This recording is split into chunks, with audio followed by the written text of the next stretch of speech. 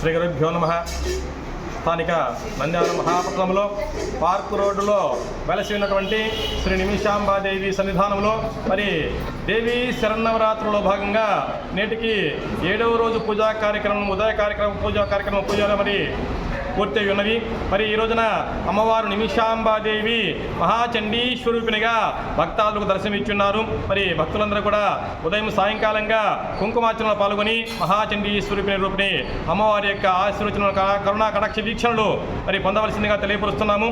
ఉదయం సాయంత్రంగా 2 పూజా కార్యక్రమం ఉంటాయి. జై శ్రీ నిమిషాంబ మాతాకు,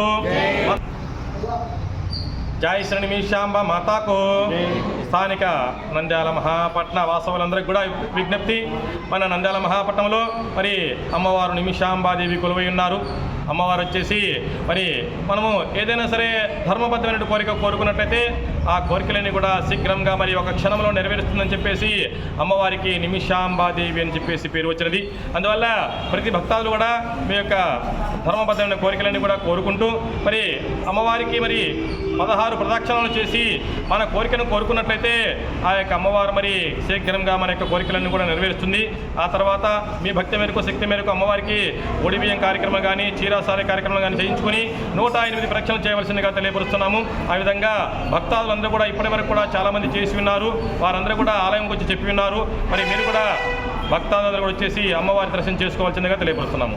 జై శ్రీ నిమిషాంబ మాతాకు, మాతా నిమిషాంబ దేవికి, జై శ్రీ భగవతి నిమిషాంబ దేవికి.